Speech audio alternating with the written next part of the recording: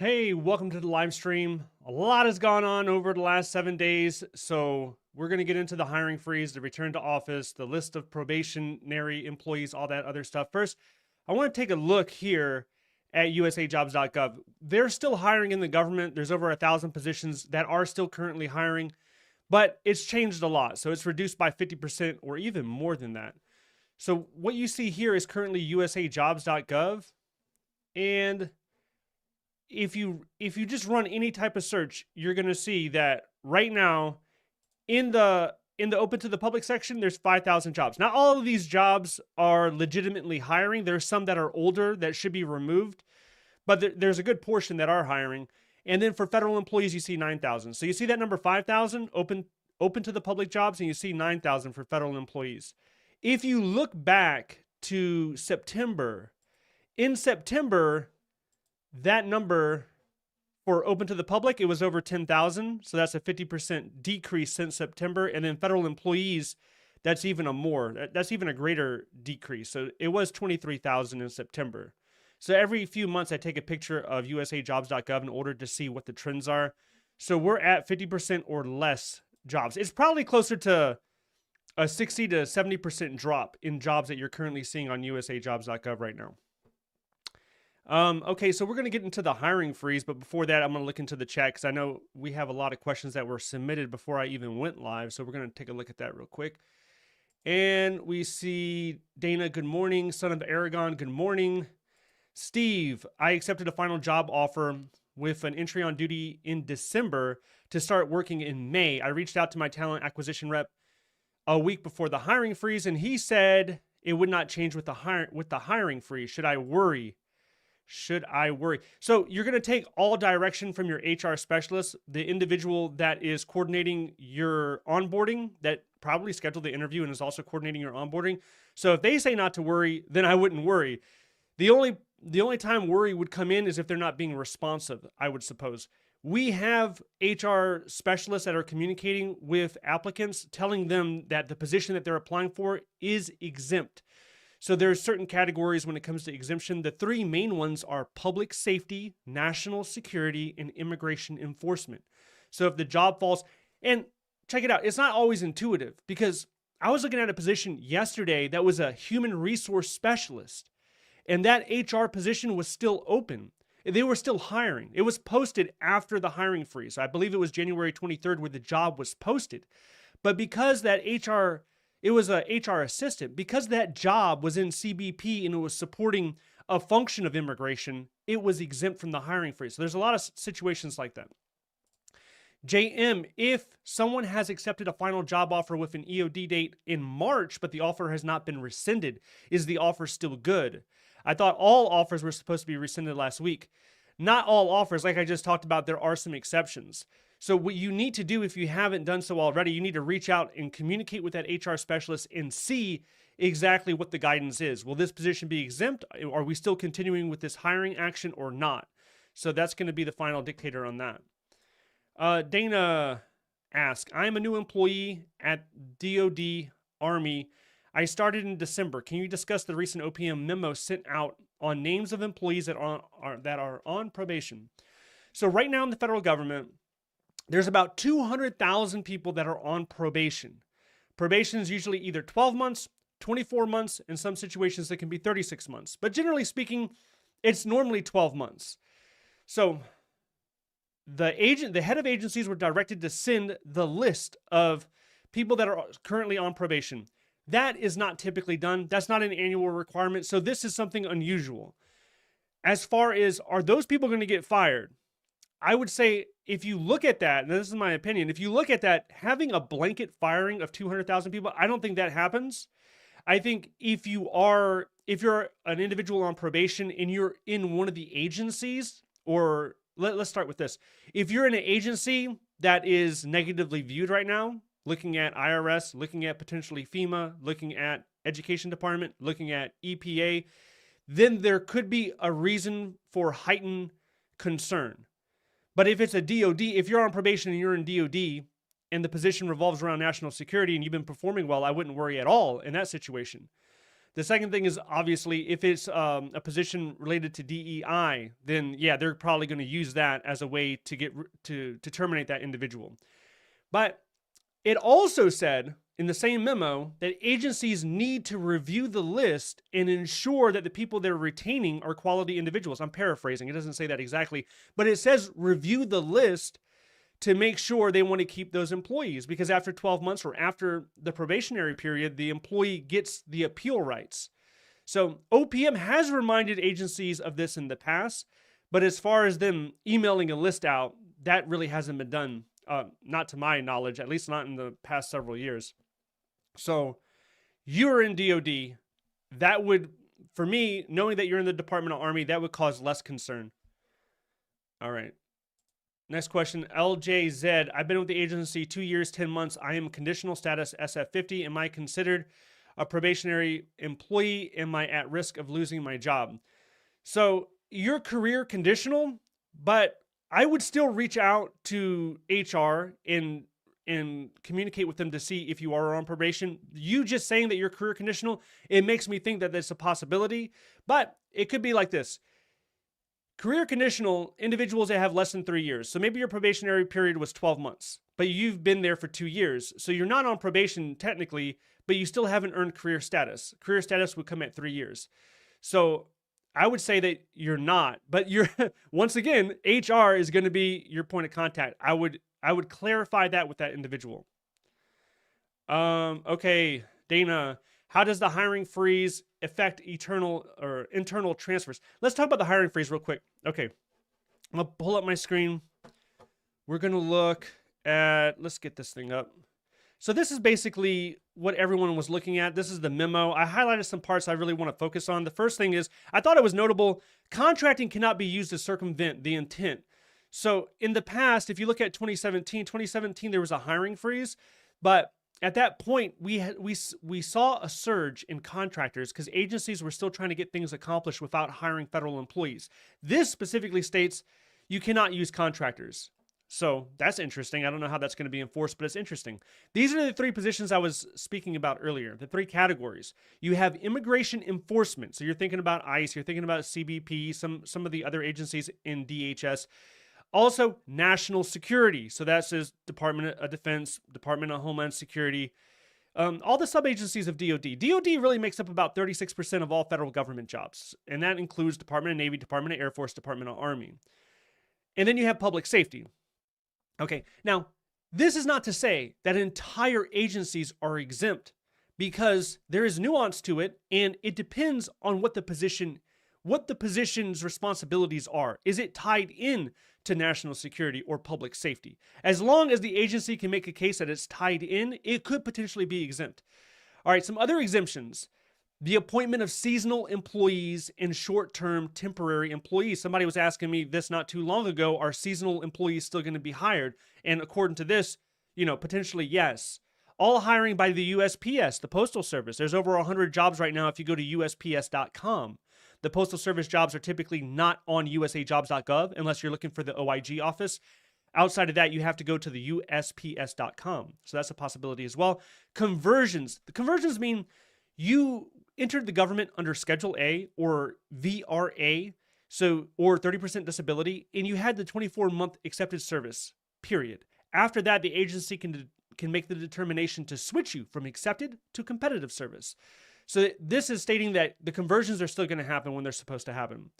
Another thing, this is the big thing, job offers made prior to noon on January 20th for people who accepted the position and have a designated start date on or before February 8th. Those people can report to work at their start date. Now, some agencies decided, no, we're just going to cancel it. We're going to rescind the offer. So this doesn't apply 100%, but I think this is the majority. If the majority of individuals out there have a start date of February 8th or before, that job offer should be fine. Now, once again, everybody who has a job offer that's pending an EOD date, they need to reach out to their HR specialist and clarify that. Ensure that this is correct. Then, now this is something else that people have been wondering, because with rescinding offers, people are like, man, I made the cut. I finally made the cut. It took a long time. In a lot of cases, it takes over 100 days to finally get the job offer. And now it's being rescinded.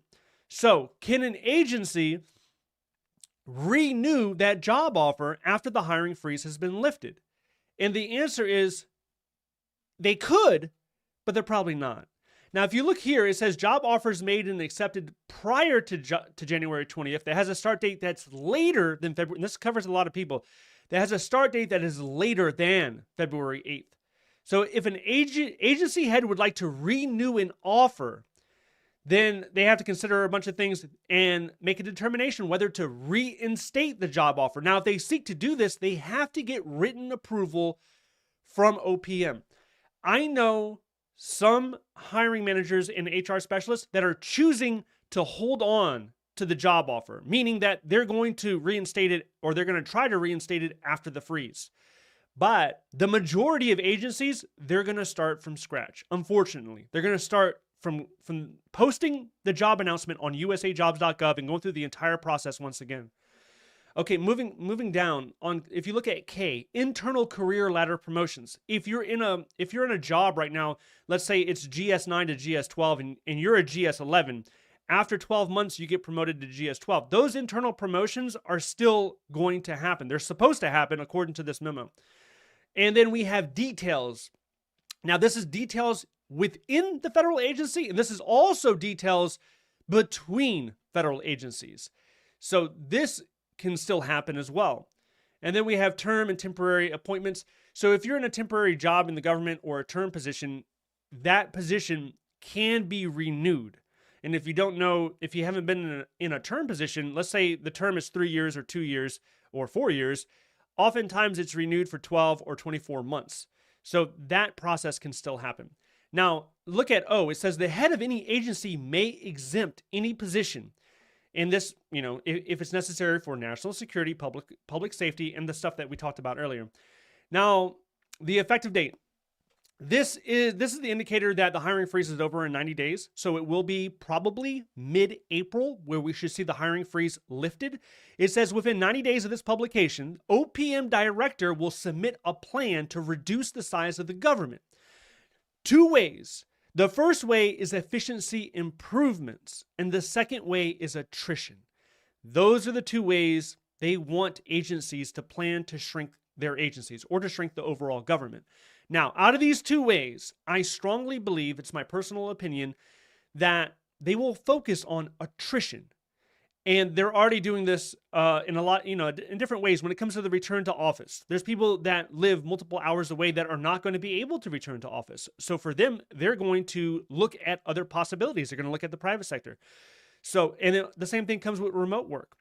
Forcing certain individuals to come from remote work, that's going to cause them to leave. All these things are going to cause them to leave. There's natural churn that happens in a federal agency within the government. People just naturally leave, whether these individuals, they retire because they're eligible, or they're so old that they eventually pass away of natural causes, or they look at the private sector. So these agencies, starting on January 20th, a lot of them are going to get smaller and smaller and smaller. Okay, so the hiring freeze expires upon the implementation of the OMB plan. And we know the OMB plan must be published or issued 90 days after this memo. So that's what gives us the mid-April timeframe. Now, this report, man, this seems comprehensive. If you look at number 7, on the last day of each month, so that means, January, February, March, the agency head has to submit all this information. Who did they hire? When did they start? When did they depart? All the positions they have on usajobs.gov. So it's a comprehensive request. Not only is it going to be going to OMB and OPM, but it's going to a lady named Amanda Scales. Amanda Scales, her LinkedIn profile was open a couple days ago. She worked at, a lot of people were drawing the connection. She worked at an Elon Musk company, which is XAI, the artificial intelligent one. So she worked over there, and apparently she's a point of contact for this. You can read into that as much as you'd like, but that's basically what the memo says. Okay, I'm going to see if I can answer some more questions. Good morning. Good morning, God's favor. P. Wing, thoughts on likelihood of mass reduction in force. So I think that's a very nuanced answer or question that you're asking. Will we see mass reduction in forces? It's a possibility in certain agencies. I don't think that's happening in DOD. I don't think it's happening in DHS. There's been a lot of talk about mass firings, let's call it. I believe yesterday, President Trump talked about the IRS, about getting rid of 80,000 IRS agents. Now, there are not 80,000 IRS agents to get rid of. The entire population of that agency, the workforce is between 80 and 100,000, but they're not all agents. There's a lot of support positions. There's a lot of customer service representatives. There's IT. There's all kinds of folks. But he was saying in one of his speeches that he was going to get rid of 80,000 or reassign them to the border. Now, people have been reassigned to the border that have nothing to do with border security. And there are some IRS agents.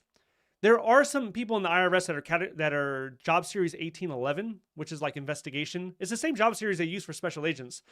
So could they be detailed transferred to the border? I mean, who knows? A lot of this is all speculation. There's also been talks about FEMA, right? We heard about potentially getting rid of FEMA or drastically reorganizing FEMA. And with FEMA, the argument is the states can do it better than FEMA. FEMA's too slow, FEMA's too bureaucratic, FEMA's too costly, FEMA wastes too much, and President Trump and a lot of Republicans believe that it should be a state responsibility and it could be more efficiently done from a state level.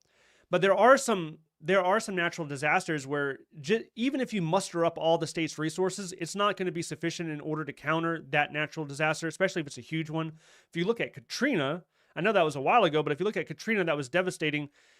A lot of this anger towards FEMA, I believe, stems from what you guys heard recently when it came to Hurricane Helena, where the FEMA director there was a supervisor in FEMA, and she was basically saying if you see any signs that a house favors or is going to vote for Trump, then go ahead and skip that house. So she was fired for saying that, and it did not reflect the overarching agency's opinion. It was her opinion. She got fired. There's an investigation, I think, still pending because of that.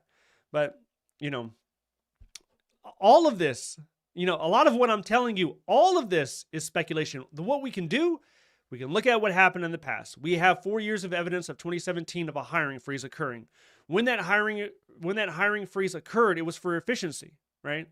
Now, what happened after that hiring freeze? Well, we saw a surge in hiring. We saw more hiring, so much so, in fact, that by the time President Trump finished his first term, the entire government grew by 1%. So, at the end of April, at the mid part of this year, especially towards the later part of this year, I don't think it's outside the realm of possibility to anticipate an increase in hiring. A lot of people are, stuck with the fearful mentality that it's going to shrink, and all these jobs are going to go away. And there's elements of truth to that in certain agencies, I would say. Okay. Next question, or this is a comment. If you got a question, if you still have a question, put a Q so that I can distinguish the comments from the questions. Put a Q before your question, please. Here we go. 1102, that's the contract specialist, DOD. Return to office is happening. Yeah, so let me just talk about return to office a little bit for the current federal employees or the people that just accepted a federal government job. Return to office, the mandate, the order was essentially this. Today is Sunday, so last Friday, 2 days ago, all federal agency heads had to report to OPM and OMB, essentially stating that they informed their entire workforce that return to office is happening 5 days a week. And the idea behind this is they're bringing everybody in. Well, not everybody. We'll get into that a little bit later. But they're bringing pretty much everybody in. And then from that point, they're going to reassess, look at the situation, and then gradually they're going to authorize telework again. They're going to authorize it, but at a smaller scale. Now, if you've seen a few of my videos, you understand that telework has happened long before the pandemic. And a lot of agencies were granting it 2 days a week. Some agencies were even doing it 3 days a week before the pandemic. But now we're in a situation, we're in a climate that they want everybody in the office for a period of time. Excuse me.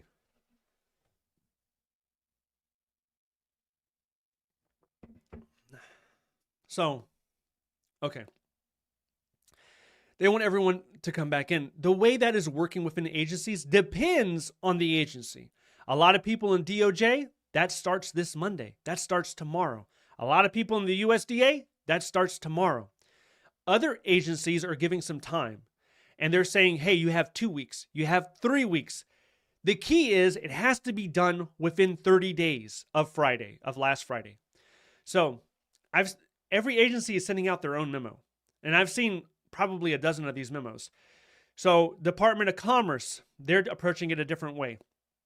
FEMA, they're reporting, I believe the majority of them are reporting on Monday.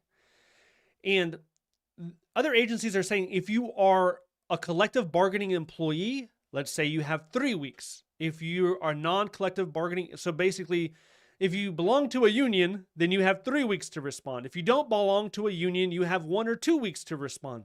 So not belonging to a union for most agencies, that means you're in a supervisor position. You're a manager of some sort, or you could be an executive. You don't belong to a union. So those individuals are going to have to come in before the collective bargaining employees. In some agencies, like I said, some agencies are taking more of a dramatic, more of a it's happening right now type of approach. And this is, this is hanging people up in a lot of different type of ways, especially I would say with federal employees that have children. They have children and their child care plans haven't been solidified at this particular point. Now, I know federal employees that ever since the election, they've put their kids on a waiting list for daycare. But we're in January and their kids are still on that waiting list. There is no child support. So they're in a situation where they might be forced to use sick leave in order to figure that out. That's going to create its own layer of complications for those folks. But yeah, that's generally how I see that playing out. Okay. Let's see. I have a tentative job offer. I have a tentative job offer for a telework eligible cybersecurity job with the DHS that's required top secret with the hiring freeze. What are my chances that it could be rescinded? It's cybersecurity and it's in DHS. I think your chances are pretty good, but you need to reach out. Let's see, you have a job offer, so you have already been in conversations with the HR specialist. You need to continue to be in communications and ask that clarifying question, and then take it from there. But I think you're, just from the small amount of information you gave me, I think you have pretty decent chances. Okay. Chase Pace asks, if my office lacks space for full on-site work under the Trump era order, how would that be handled? Yeah, a lot of people are going through those issues of not having enough office space. So the head of agencies in HR, they're going to have to figure that out. A lot of people, I've heard that agencies have closed down on some buildings that they were no longer using, or they have overhired so that the capacity in their buildings would not accommodate people actually coming in. This could lead to some creative ideas, unfortunately. So there's a lot of spaces that could potentially be used. And there's individuals that are hired specifically for this purpose, for space management. That's like its own job, is space management. So they've been working through those plans for the last couple of months, but we're going to have to see how it comes out. There's no clear information on that yet. All right, let me pull this down. Okay, another thing. When it comes to jobs that are exempt, there's a lot of questions about, is this a job exempt? Is this exempt? And the VA, there's some information floating around about the VA, and it looks like this if you haven't seen it already. So these positions supposedly are exempt. And you'll see in the VA, let's see if I can make it a little bit bigger. You'll see in the VA that most of these are 0600. 0600 means it is a healthcare. It's a medical position, but not all of them are 0600. And this is not a comprehensive list either, because I'll show you why in a second. Give me a second. Okay, so 0600, and it shows you the entire series count. So there's a lot of 0602s at the VA. There's a whole bunch of nurses. That's probably the biggest position. But if you keep scrolling down, you'll see that there are 0083 positions. That's police. That's a law enforcement officer. There's over 4,000 of them. So there's still opportunities if you wanted to be a 0083. There's also a veteran outreach specialist. This is a 0301. This is an administrative position. And then this one right here, 0671. It's weird that this one's all the way at the bottom. But I'm helping a lady right now with getting a federal government job, and she shared this with me. This is a message from HR in VA New England. And this is for a health system specialist. This is 0671. And it states, we are pleased to inform you that we have received authorization for an exemption to continue the recruitment process for the job opportunity you have applied for. This is the VHA. Now, if you've been paying attention to the news, you understand that there's over 300,000 jobs that have attained exemption from the VA. The VA is a big one. DOD is another big one. DHS is another big one. They have received exemptions. And then there are sub-agencies under the DOJ that also has the same. But this is about veterans, though. So this doesn't necessarily fall under public safety, national security, or immigration enforcement, but it does fall into ensuring that veterans receive the proper care and benefits. So that's why these jobs are continuing to be open. Okay. All that negative news, there was one little bit of positivity that you could see in this one right here. This is the executive order for reforming the hiring process and restoring merit. And all the way, towards the bottom, it says decrease government-wide time to hire to under 80 days. Now, that would be remarkable if that was true. It's hard to imagine a situation where that would be true. Usually, best case scenario, it's 90 days. Average time to hire last year was 100 days. So I don't know how they plan on doing that, but it wasn't in the executive order. It was one piece of good news that I wanted to share. Okay. We're going to get into some Usajobs stuff. And then we're going to talk about some voluntary early retirement, but I'm going to check the comments a little bit one more time before we continue. What do we have here? Okay. Brandon, should I worry? I'm in my 5th month of being a new employee at NIH. Do you believe NIH is being viewed negatively? My belief is yes, because NIH has all the grants that they do a lot of studies with the universities. So they kind of facilitate, they have a role in that process. And that has been under intense scrutiny. So is the agency viewed kind of negatively? I would say by the current administration, I would say probably yes. I would lean towards yes. Are you safe? I don't know what your current job is, but yeah, it's hard to speculate on that. You keep doing the best that you can. Everybody should hope for the best and plan for the worst. Plan for the backup plan. Okay. Next question. Does the hiring freeze affect internal promotions?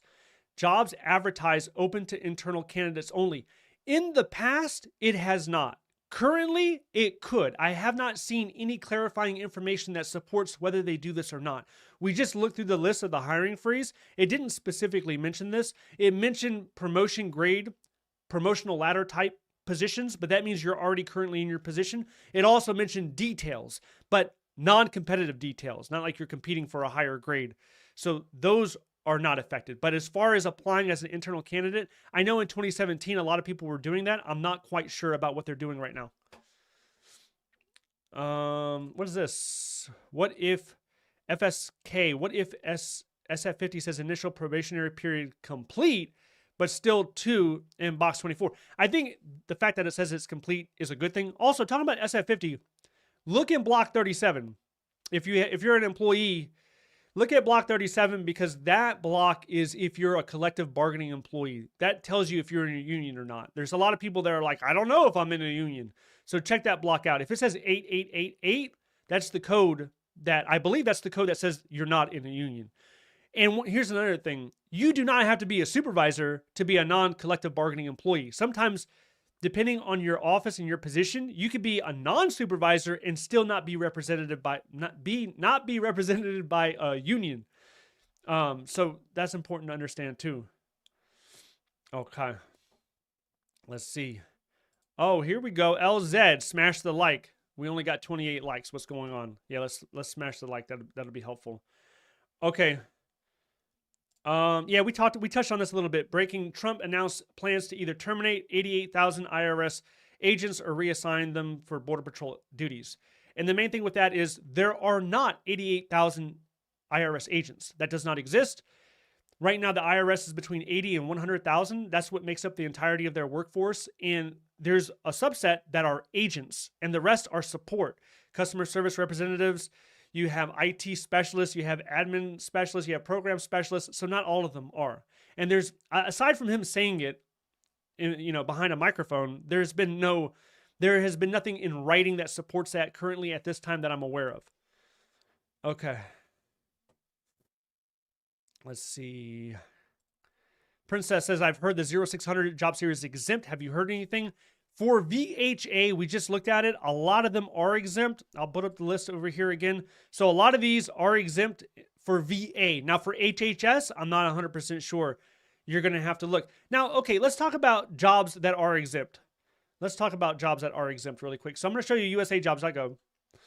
The way that you search for jobs, if you're still looking to get hired or you're looking for a promotional opportunity and you want to focus on jobs that are exempt from the hiring freeze, what I suggest you do is you run a search. Now you got to put your location. So let's just put the DC area.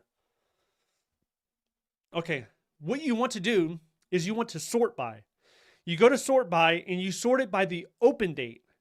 And then you go to the direction, the sort direction, and then you do descending. What that does is it shows you the jobs that have been recently posted. And the idea I think most people should adopt is if the job was posted after the hiring freeze was announced, it's generally considered exempt. Otherwise, why would they post it? So the hiring freeze was enacted in January 20th, about 6 days ago. So if the position was posted on the 21st or later, there's a good probability that that is an exempt position. So if you wanted to be a snack bar operator in the Department of Navy, apparently this is an exempt position. You see, it was posted January 26th. That was today. I don't know what they're doing. It's a Sunday. I don't know why they're posting jobs on the weekend. Some agencies do it. Looks like somebody's working overtime. So if you wanted to deal with snacks, there's an opportunity here. Same thing with this, IT specialist. You got a job here paying over $100,000 a year. This was posted on January 25th. So that's the way to do it. So what I would not do is I would not sort by agency. If you go through here, you can look by agency. That's going to be like looking for a needle in a haystack. You don't want to do that. Leave all the agencies open and simply look through it by open date and sort direction descending. And then also look at job series so you know what you're actually eligible for. So if we're eligible for, let's say, admin, there's 80 jobs in the DC area. So we can look through there. Now, just because they're there doesn't necessarily mean that they're going to be exempt. So you have to look through there and you see this one was posted on the 24th. Now we keep scrolling. As soon as it goes below the 20th, I wouldn't even consider it. I wouldn't even look at it. Right? So let's go to page 3. Okay. You see these jobs where it says open January 15th? That means they posted a job before the hiring freeze. So they may or may not have known that the hiring freeze was taking place. A lot of people didn't know it was going to be that soon. Last time Trump was in office, he waited like 4 or 5 days. He didn't do it immediately. Okay, so you have that as a frame of reference. Look for January 21st or later. And then look at your job series and see what jobs are there. Now, some people are going to say, yeah, there's jobs there, but imagine how many people are applying for them. Because the total amount of jobs has been reduced by 60%. So many more people are going to be competing for those jobs that are currently exempt. And there's some truth to that. But I believe a lot of people, they just feel like the whole government's frozen and that no one can get hired. So they might not even look on usajobs.gov. You can look there. You can apply there. You can still get an opportunity. Okay. What else we got? Good morning, HX. Good morning, Shemp Howard. Nice to see you back in here. Then we have Misty International. Good morning. Is Asylum Officer considered immigration enforcement? I would, without knowing further, aside from what you told me, I would think so. But there's a way to check. So we're going to go. All right, you guys can still see usajobs.gov. So what we're going to do is we're going to type in Asylum Officer, and we're going to see, has any Asylum Officers been posted since the hiring freeze was announced? And this can work for any position that you're curious about.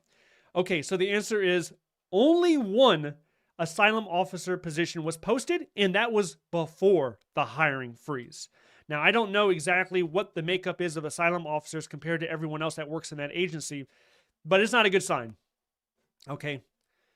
All right, let's get rid of that. Oh, okay. Yes. Okay, good. Lunch and Learn. Exactly right. They made a hiring freeze exemption for VA healthcare providers. That's right. Okay. Too broke for therapy. I got let go and the reason was BS. Take care. Keep your options open. Hey, a lot of people did. 48 hours after the hiring freeze was implemented, I was getting emails and messages showing me pictures of people that they had their offers rescinded. And some people had already moved in cases where they were moving to take the job. They had already moved. So it has caused a tremendous amount of stress.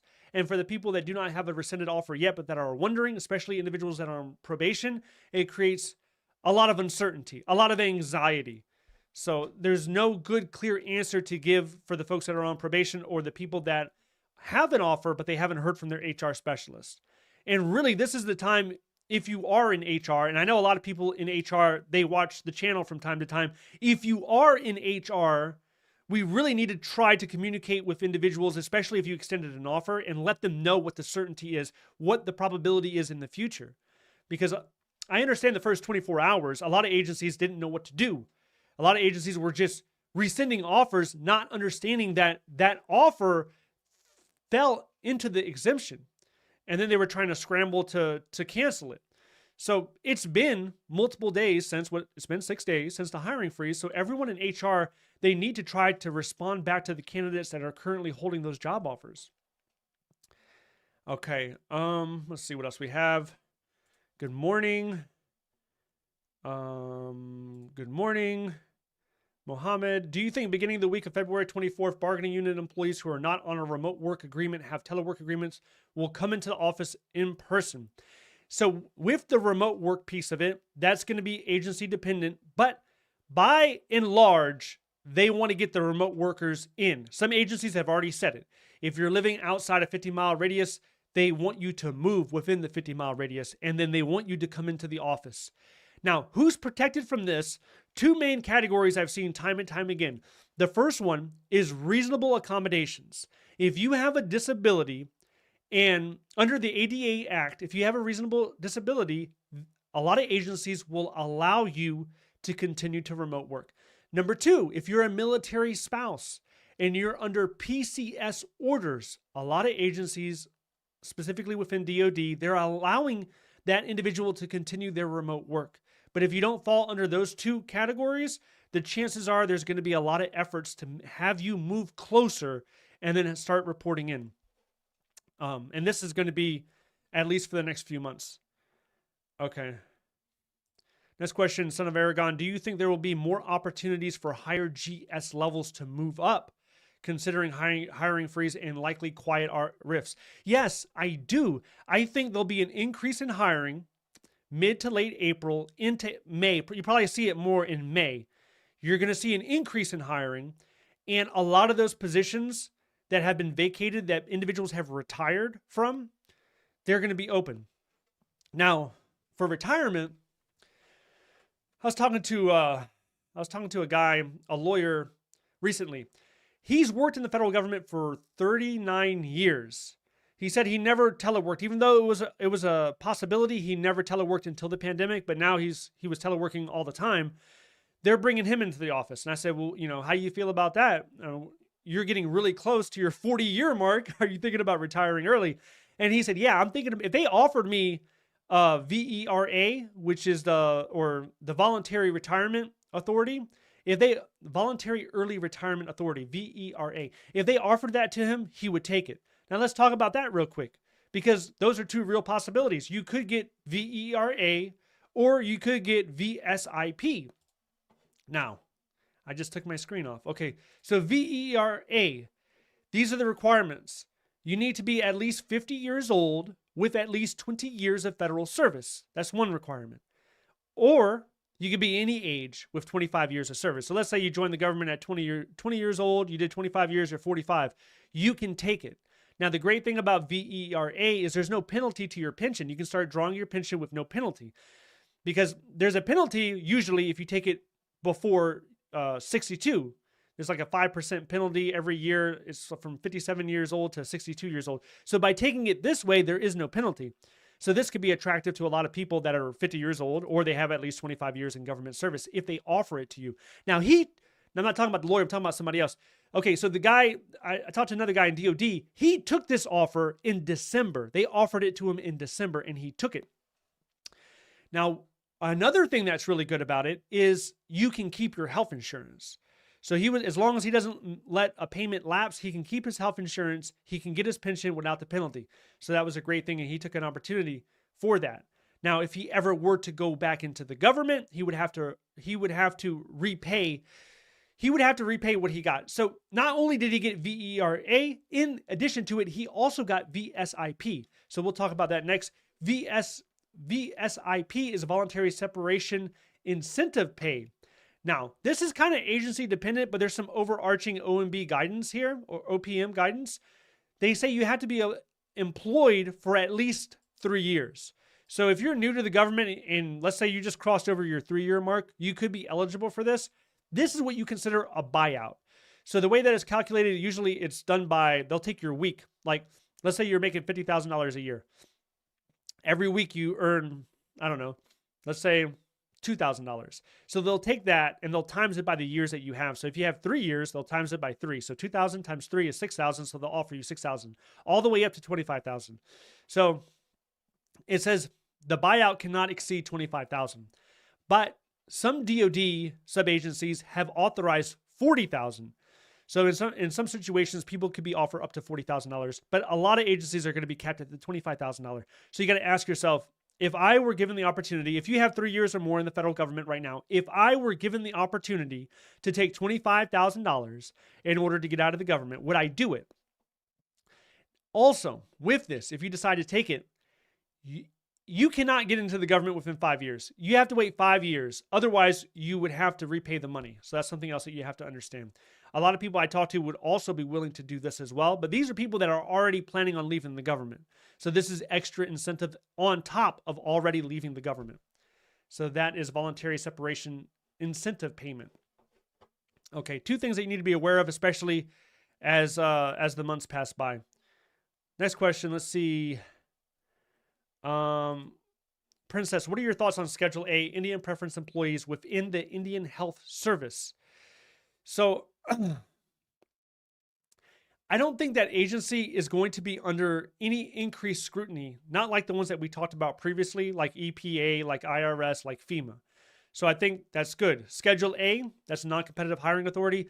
And I want to touch on that just a little bit because we hear so much about DEI getting eliminated. In spite of that, veterans preference is still happening. VRA, VEOA, 30% disability, that's still happening, right? There's nothing to rescind that. Same thing with Schedule A. Schedule A is for individuals with disability. It's a non-competitive hiring path that puts you into the government under the accepted service for 2 years. That pathway is still available. The question right now for everybody is, before using any of those non-competitive hiring paths or any hiring path, you have to understand, is the job that you're applying for, is it exempt? Because it's not that I'm a veteran, so I'm exempt. That's not the way it works. It's being more focused on the job. Does it fall under one of those 3 categories? Is it public safety? Is it national security? Is it immigration enforcement? Or does it relate to veterans benefits and services? Because if it doesn't, then even though you might have that non-competitive hiring authority, you're not going to see any traction in the hiring process. Okay. Next one is Tavarius. Do you see a lawsuit coming? I see many lawsuits coming. A lot of them. A lot of unions have already filed lawsuits. And then on the backside of lawsuits, there could be potentially injunctions. So let's talk about, I had a question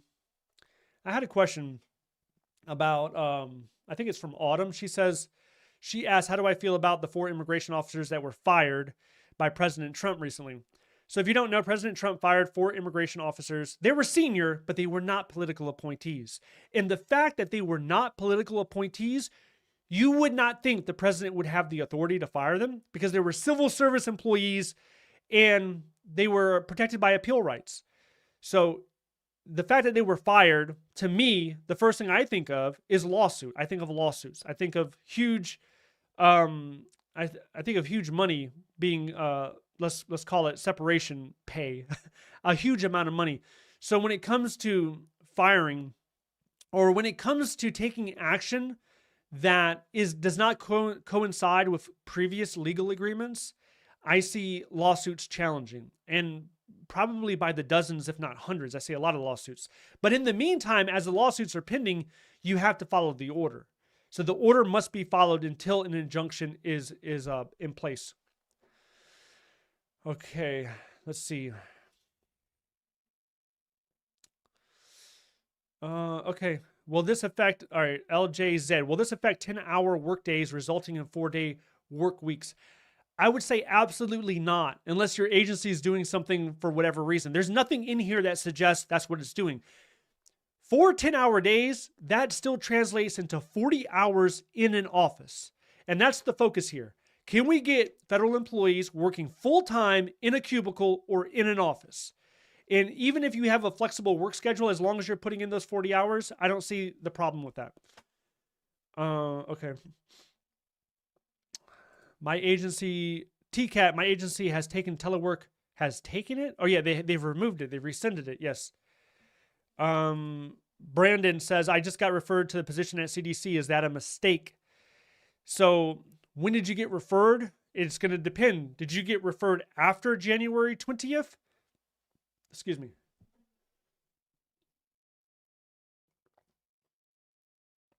Yeah, so all hiring actions, I would view it from the lens of, did this happen after January 20th? If it happened before January 20th, you have to reach out and clarify. Now, you're not going to reach out to anybody for a referral. When it comes to interviews and job offers, you reach out to clarify. When it comes to referrals, I mean, you're just hoping at that point. There's no clear action you need to take. But ask yourself that question. Did this happen before or after January 20th? Too Broke for Therapy says, I was let go during probation. I've talked to over a dozen people in the last 12 months that were let go during probation for one reason or another. Sometimes it seemed like a legitimate reason, and sometimes it didn't seem like a legitimate reason. The thing is, the agencies, they don't have to give you any reason, really. They will sometimes, but they don't have to, because you're an at-will employee and they can terminate you. I'm sorry to hear that, though. Let's see. USDA is slowly walking return to office because they don't have office space. Yeah, that's a lot of agencies. They overhired to the capacity of their buildings. Yeah, okay. So my thoughts on the IG terminations that happened last Friday. I believe 15 IGs were fired. These IGs, I believe, were political appointees, which political appointees, they were either political appointees or they were career SESs. I'm not sure which one they were. If they were political appointees, then the president's full within his right because they serve at the pleasure of the president, so he can fire them without an issue. I think the quote he says was, when I mean the President Trump, he said there are good IGs, there are okay IGs, and there are bad IGs. So before he fired those 15, the actual job announcement to hire somebody in IG, it was posted, it was published. So it's as an example of a high-level government official being fired without due process. Now, once again, there could be nothing wrong with that if they were political appointees. I would have to dig in and see. But yes, it is notable that that occurred. A day in the life of Mocha. Good morning, Armand. Will alternate work schedules be changed? I don't think so. If you mean flexible work schedules, like people working 9 hours a day as opposed to 10 hours, as opposed to 8 hours, as long as you're getting 80 hours within your pay period, if they can show you coming in 80 hours within your pay period, I think you're going to be fine. So CWS days, I haven't heard any chatter about CWS days going away. So there's some people that choose 9 hours a day, and that way they have a 3-day weekend every other week. Every other weekend, they have a 3-day weekend. And some people do 4 10-hour days so that they have a 3-day weekend every single weekend. But these employees are still working 40 hours. And in this case, they'll be in the office, so I don't see any issue with that. Let's see. Yeah, Advantage Property Group. I work for the IRS. I feel bad for the new hires. IRS is under intense scrutiny. It's the only agency that was listed by name that will not have their hiring freeze lifted. All the other agencies, you got to think about it from this way too. There's over 400 federal agencies. And the memo said that the hiring freeze is lifted from all of them in April, within 90 days, which puts it at mid-April. They're lifted from all of them except IRS. So yeah, IRS is going to have a bumpy road ahead. Okay. All right, let's see. What else do we have? Yeah, so LJZ, will this affect paid paternity leave taken during this 90-day period? No, it's not going to affect paid. It absolutely should not affect paid paternity leave at all.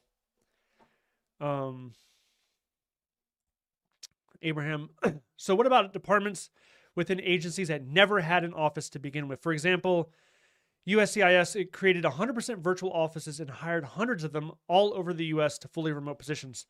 So these individuals will likely be giving a lot more time. Everyone else who's on a telework agreement or who's nearby their office, they're going to have to abide by this memo, by this order within 30 days.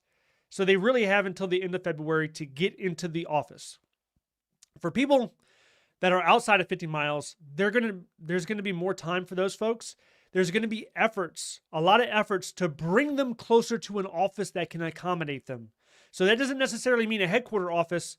That means maybe the agency has to rent or lease a building somewhere in order to have a place. I wouldn't say that's too far-fetched. So they're going to be given a little bit more time, but there will be efforts over the next few months. Okay. Let's see what else. Brandon 3000. I applied for an internal promotion to GS14 that closed application intake a week before admin transition. Will the job still be filled since the announcement isn't canceled? You applied.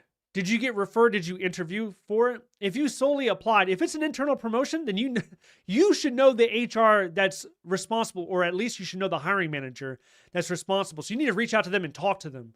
You have to, communicate with them and ask them. A lot of cases, especially one example is at the VA. So the VA, I know a person that applied to work at the office adjacent to them. They knew the hiring manager. They saw the hiring manager in the elevator every morning when they went to work. So in that case, I would feel comfortable talking to the hiring manager about it, or talking to the HR specialist to see. But absent of that information, if you don't communicate with them, you have to wonder, does it fall under those categories that we mentioned earlier? Really, it's 4 categories now. Public safety. Does it fall under national security, immigration enforcement, or does it pertain to veteran services or benefits? Okay. And then also, for people that are still concerned about what jobs are exempt, I have a video tomorrow coming out noon Eastern time. There's a video. I go through the whole process. The one I just went through today that shows you how to find those exempt jobs from the hiring freeze. I think I show like 5 different examples, how to do it. And I go into more detail. So you can see that tomorrow. Okay.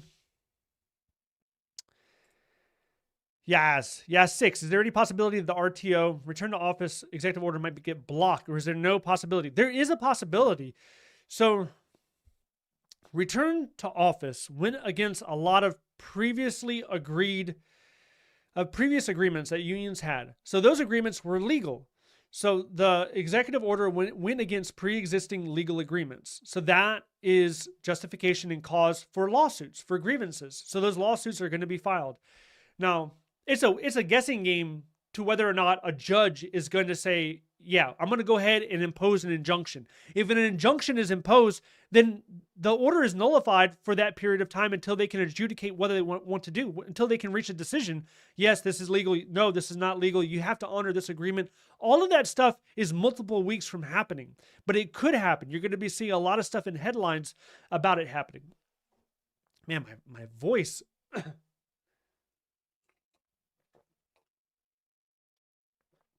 All right. Okay.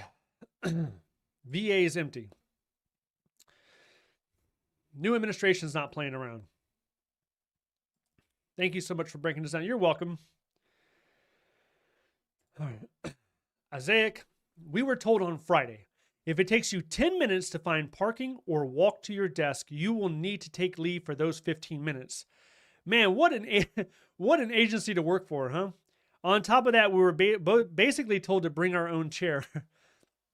Like I mentioned, on Friday, all agencies had to blast out a message, and all of their messages were unique. But what was not unique is they included an excerpt from the President Trump's executive order. It said that due to unregulated remote work and telework, that was the reason why government was experiencing delays. And I believe the word shameful was used in there in some context. So that information was included for a lot of employees. Some of them waited until 4:30 p.m. Eastern on Friday to actually blast out. Not everybody was even in the office on Friday, but that information for a lot of agencies, that went out on Friday. Okay. Daniel C. asks, Armand, I just started 3 weeks ago at BEP. I live 5 hours away from DC. I have a disability. How can I ask? Excuse me. My voice is already given out. Okay, how do I ask for disability? So you can start with your union representative to get guidance on that. You can look at, there should be different representatives within your agency that would be able to provide assistance with that. If you do have disability, you want to make sure that you do have the support and documentation from your medical provider to present, because they're going to be looking over that, probably even more with more scrutiny nowadays, because I can imagine there's going to be a subset of the population that was remote working. They're going to want to leverage any potential disability that they have in order to try to remain remote work. ADA does protect reasonable accommodations, so you're well within your right to pursue that, especially, I don't know what your condition is. That's between you and your doctor. But if you have a legitimate case, you want to make sure you have that documentation. Reach out to your union representative and see what you could do to start that process. Okay. Let's see. Yeah, too broke for therapy. Your agency told you they didn't have enough money to support your position. That happened a few times at the end of last year. An agency overhired, and they had a whole bunch of people on probation. They're like, well, I can't keep everybody, so I have to let some people go. And they just let them go. I mean, that seems insane that you would put people through that process, and then at the end of it, you never intended to keep them. That's outrageous. Okay. Farhan, how good is DCMA as a government agency? Is it a good career move to move from the private sector? I mean, DCMA, what I would tell you I don't know anybody who works there personally. What I would tell you is to go to Best Places to Work and then look at them and see what their ranking is. Go to bestplacestotwork.org, and it has a ranking every year. It ranks them by multiple factors, by leadership, by pay, by recognition, by a whole bunch of stuff. And then you can see kind of where they're at. Yep. All right.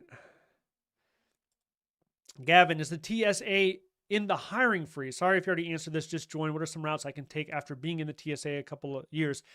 I know that there are positions in the TSA that are not under a hiring freeze. Let's take a look for ourselves really quick.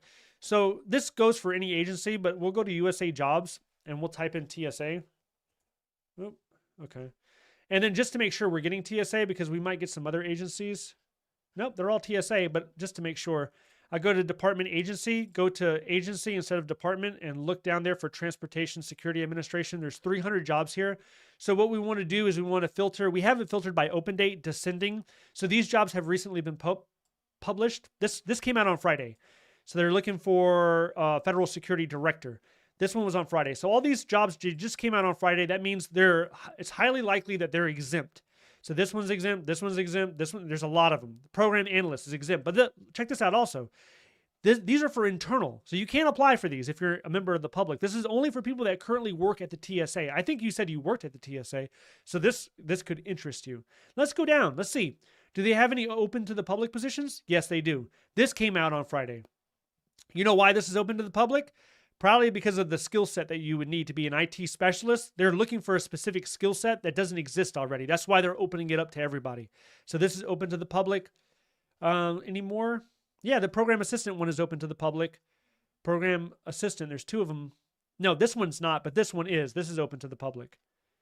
IT specialist, this came out on Friday. There's a bunch of them that came out on Friday for TSA, and they're all probably highly likely to be exempt because this was published after the hiring freeze was announced.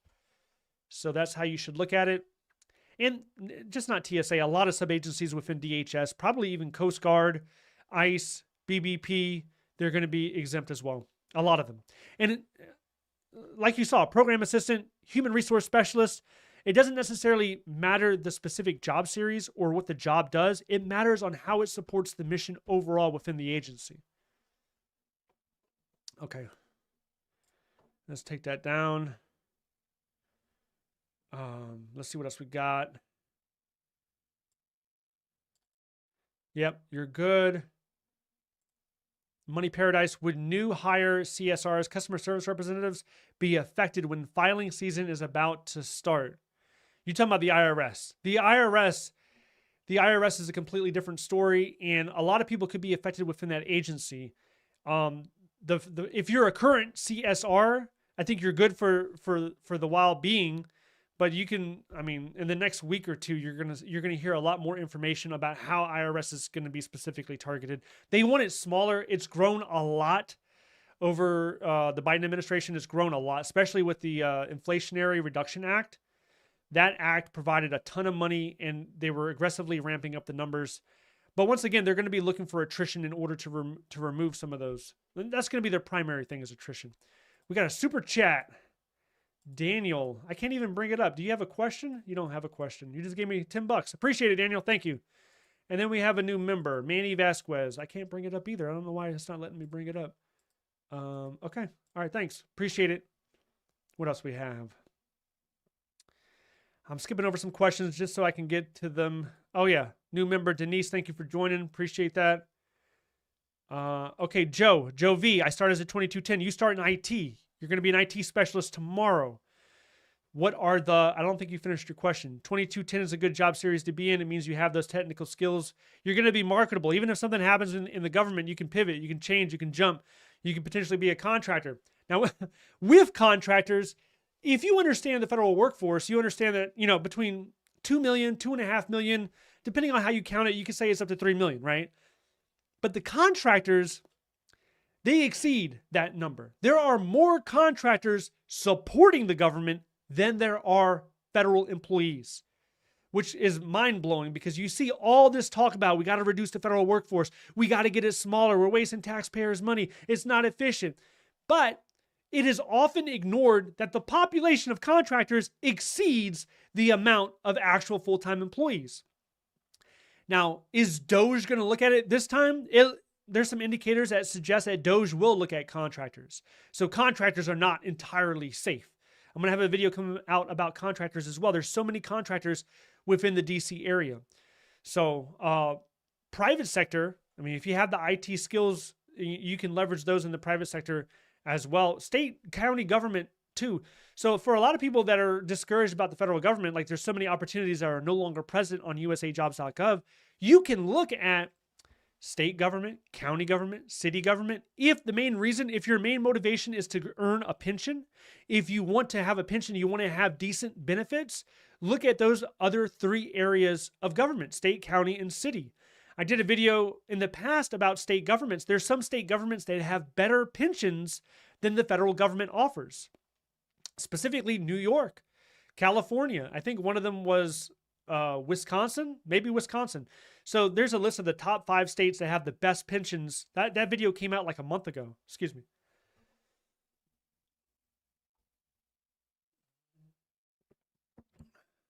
Okay. All right, next question.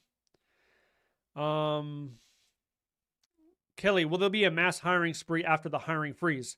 There will be, this is my thought, this is my opinion, there will be an increase in hiring after the hiring freeze. And if you just look at it this way, 1 in 5 federal employees, they're eligible to retire. So 20% or 400,000 people are eligible to retire right now.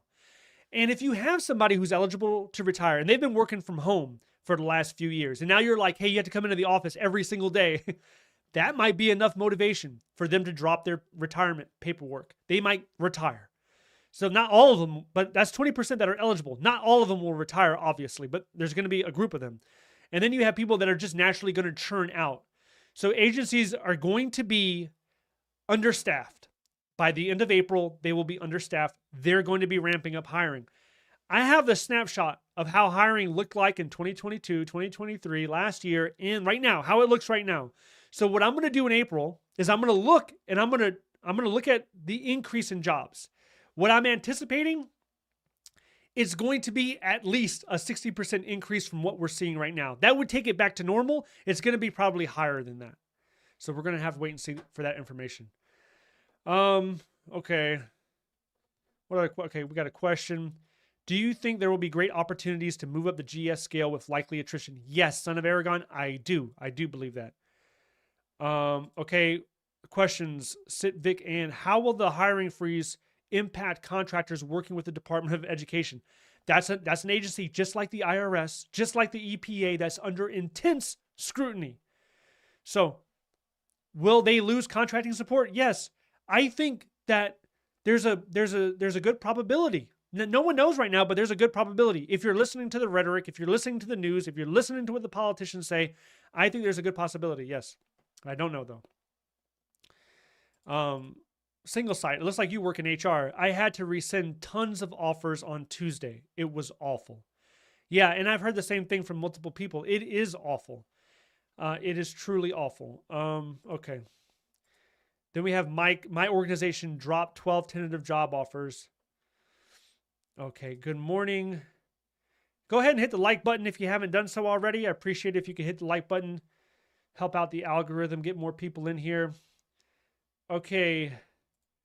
Albert, hello. I accepted a tentative job offer before the hiring freeze. Can they still rescind the offer? Yes, they can definitely rescind the offer. And it doesn't even revolve around the hiring freeze. The agencies are always at liberty to rescind offers, especially tentative job offer, and even in some cases, final job offers. So make sure you're communicating with the HR specialist that you've been talking to. Ask them what's going on. Give them, you want an update on the situation based on the executive orders that came out recently. Unravel, how does the hiring impact affect entry-level job positions for GS 7 and 9? There is a need for lower-level GS grades based on the duties and responsibilities that those individuals provide to the agency. There's a need for it. So the hiring impact is not based on GS grade. It is based on agency mission. That's what it's based on right now. So I wouldn't solely say because I'm a lower GS grade, something is either more likely or less likely to happen. I wouldn't look at it that way. Okay, we who are about to die salute you. At my state job, they want us to work. They want us to work straight work shifts, no overtime. I'm not sure if this is because of the administration. I don't really think a lot of state government jobs are impacted, especially not to the degree of the federal employees by the new administration. Yeah, it will come down to the political party of your state and your governor and the politicians at the state level. What do we got? We got Mike V Dog. I'm at 33 years and I don't need this job. So it looks like Mike's heading towards the door. And a lot of people are. A lot of people have other options and they're not going to stick around. Oh, Brian, I got to your super chat. Brian gave me a $2 super chat. Would VA disabilities be reasonable accommodations? It depends on what those disabilities are. So you have VA disabilities, but to what extent are you disabled? What is your ailment? What is your pain point? So if you have a pain point, let's say you need certain type of, I don't want to say medicine, but like, a therapy, an injection, something like that, a periodic basis, or you cannot sit for a certain amount of time or stand up for a certain amount of time, depending on what the job is, it could fall into that category of reasonable accommodations, and then you would be covered. So there's two ways the government looks at disabilities. You have your Schedule A letter holder that has a disability. You have a VA disability letter. Those two documents, they're not the same. Some people get confused. They think they're the same thing. They're not the same thing. If you're a veteran and you have a VA disability letter, I would encourage you to get the Schedule A letter, because you would really, a lot of times, if you have a VA connected disability, you're also eligible for the Schedule A. And some people, they just don't do it. So do that. You're going to have to explore in there. Now for Schedule A, you can look at SF 256 and it gives you a list of disabilities that fall under eligibility under Schedule A. So you can look at SF 256. Okay. Missing a lot of questions here. I'm trying to catch up. Okay, yeah, that's true.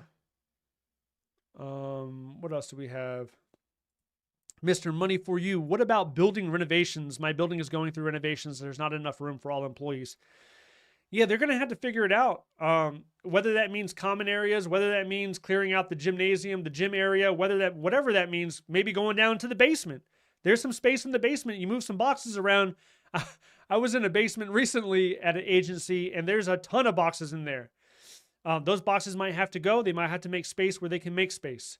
It's going to be really hectic for the next few weeks. I would say for the next month or so until they can figure it out. They're going to need to get new leases on new buildings in order to get employees actually in the building.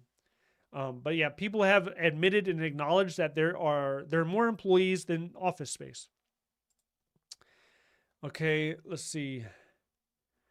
Devil Dog, I wonder what your thoughts are on the list of names being sent to Amanda Scales, which is a former high up who worked for Elon Musk. Do you think it is right Elon Musk appoints people to OPM? Okay, my thoughts, it was very odd. So Amanda Scales, she worked for XAI. If you go to her LinkedIn page, I don't even know if her LinkedIn page is public anymore, but I went there on Friday. Let me see if I can pull her up. Yeah, it's there. She's still there, but her picture is gone. Okay, let's see. So this is Amanda Scales. This is who I believe is Amanda Scales. Okay, if this comes out not to be true, this is what I believe to be Amanda Scales. So this is the position that people are talking about. This is talent at XAI. XAI is owned by Elon Musk. And she was doing some other stuff before that. And then this is her qualifications. These are some recommendations. So this is the person's email address that was sent. And the reason why I think it is Amanda Scales, like if you just look for Amanda Scales, there's a university profile that pops up. Where is it? Yeah, her. So this is the person I believe to be Amanda Scales. And if you look at her, okay, good. You go down, it has a LinkedIn page right here. And if you click on that, it shows this. So I believe this is her LinkedIn page, and this is the background. Now, it doesn't say what she did at XAI. There might be some other, information and documents that show exactly what she did. But this profile, this individual definitely worked for Elon Musk. Elon Musk is the sole head of Doge. As many of you know, Vivek quit. Vivek is no longer doing Doge. He's not doing it because a lot of people are speculating he's trying to run for governor of the state of Ohio. So it's just Elon Musk and then the people that he trusts, obviously. Okay. What else do we have? Yeah, DF. Yeah, everyone got the notification that they're returning to office, but no, not everyone got it starting tomorrow, which is Monday. Some agencies are forcing their employees to work starting tomorrow, full time in the office. Other agencies, they're giving their employees 2 or 3 more weeks. So the agencies have it within their power. They can do it anytime within 30 days. So your agency might have just jumped on it and said, let's do it now. But there's other ones I know of that are waiting until February 24th, that are waiting until February 26th in order to actually force this mandate. Okay. Let's see what else. Yeah, okay. Single site is HR in IRS. Kind of scared right now. So there you go. If you got an HR question for IRS, we have someone from HR here. Thanks, single site. Yeah, how soon, Mike V Dog? A lot of people are asking this question. How soon will early retirement be authorized and also separation pay?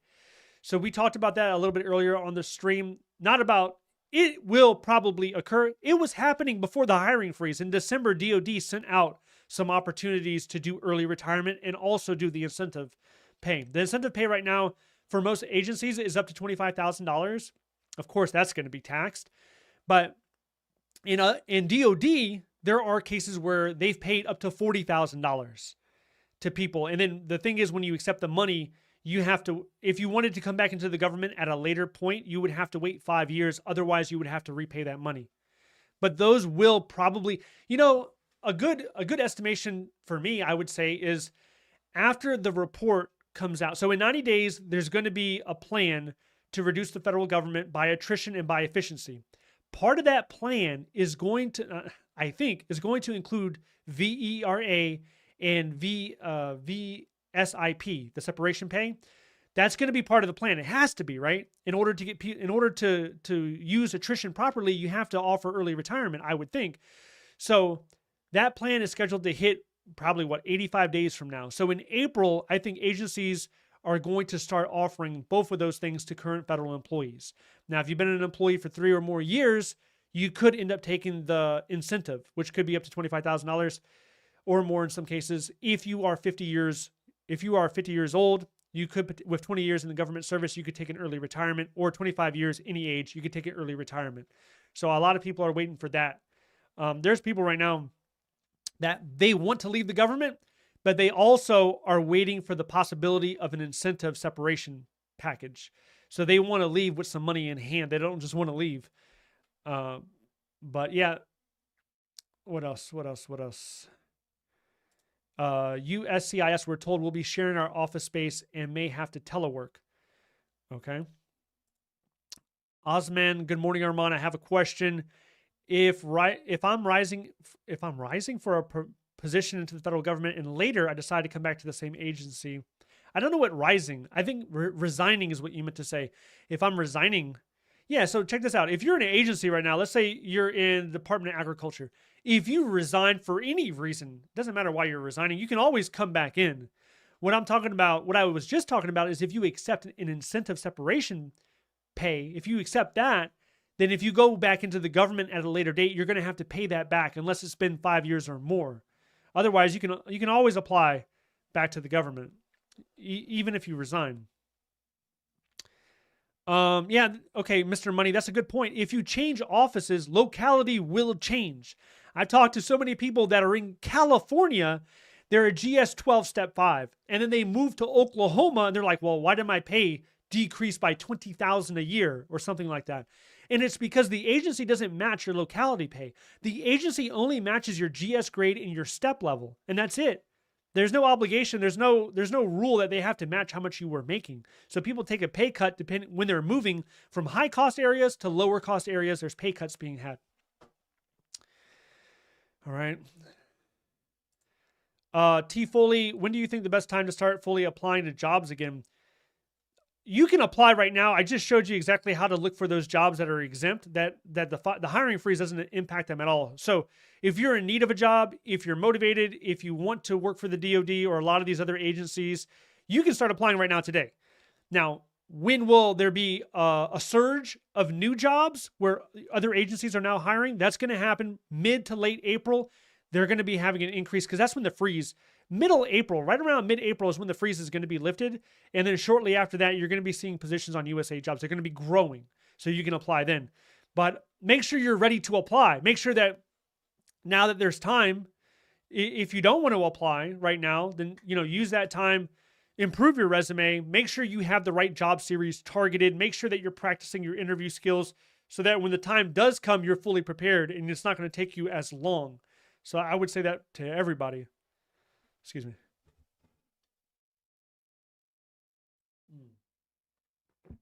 My goodness. All right. Okay.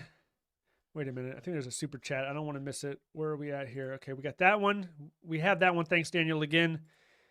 We have a new member. There's another super chat. X Beauty, thank you for taking the time to do this for you. You're welcome. And there's one more. No, there's a $1. Thank you for that. $2. What about the probationary fire agencies? So this is a concern about the probation. I mentioned earlier in the stream, we have 200,000 probationary period or federal employees under probation right now. So there's the fear that they're going to get fired. I do not believe a blanket firing will occur for those 200,000 people on probation because you have people in there with IT skills. You have people in there for DOD. You have people in there for DHS. There's a lot of people that are on probation.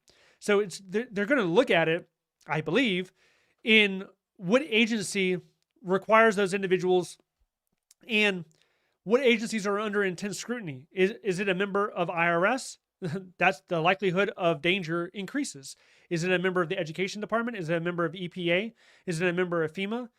The danger level could potentially increase. But in that same memo that they said, send us all your probationary period employees' names, in that same exact memo, it also mentioned, it instructed agencies to make the determination with themselves whether or not to retain an employee.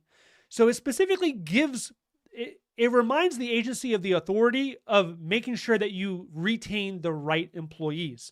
So they wouldn't have said that if it was just going to be a blanket firing of 200,000 people. So I don't think that's going to happen.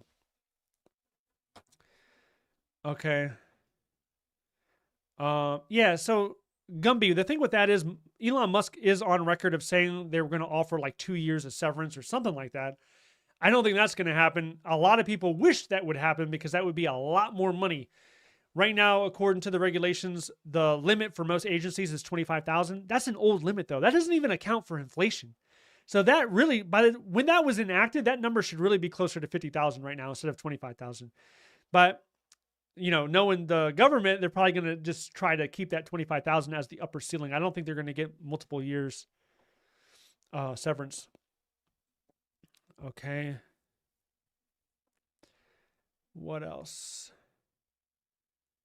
All right, let's see. We have, I'm overseas. This is reinvention starts here. I'm overseas and supposed to be starting a new remote job at the end of February. All of my stuff is en route to the States. I am still in limbo with the status of my mission. I am nervous, or status of my position. You're overseas. That makes me think that you're in the DOD or the Department of State and you have a new remote job. Yeah. Whew. If it's a new remote job, I would look at, you have to talk with HR, obviously, but wherever you're moving to stateside, they're probably going to be looking for an office that you can report to, at least temporarily, at least over the next 3 or 4 months. They're going to be looking for a physical location that you can potentially report to. Now, the caveat with this is if you're a military spouse and you have PCS orders with your husband or, with your spouse, then you could be potentially exempt, because I know at DOD was sending a lot of information about military spouses being exempt, certain ones in certain cases in certain agencies, specifically with PCS orders. Okay. Let me go through here. Okay, Zeke, I work 3 days. Thanks for the super chat first and foremost. I work 3 days a week remote as an HR assistant with the VA on an ad hoc telework agreement.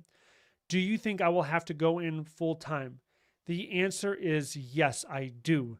I think that there should already be an email informing you that you need to be coming into the office now 5 days a week. And that needs to be enacted probably by the end of February. I think that's going to end up happening. Now, I don't think it's going to be, I think that's going to have to happen for the first 2 or 3 months. Now, once there's the plan that's released on reducing the size of the government, and let's say the dust clears, talking about this coming summer, I think telework is going to be started.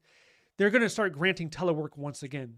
Because like we mentioned so many times, telework existed before the pandemic. So telework is still a tool that agencies are going to have to use. They have to use it, if for nothing else, for inclement weather. They have to use it when there's a blizzard, when there's a flood. They use telework. Telework will slowly be probably introduced sometime in the summer to certain individuals. Now, it's going to be a big hot topic deal to be doing it, this year or this summer, but I still think it has a place. I think most people that are on remote work status that are in or that are nearby the agency's office, they should expect to return at some point, probably by the end of February, maybe even March in some cases. But you're going to have to talk either with your HR specialist or talk with your immediate supervisor to get more clarity on those issues. Okay.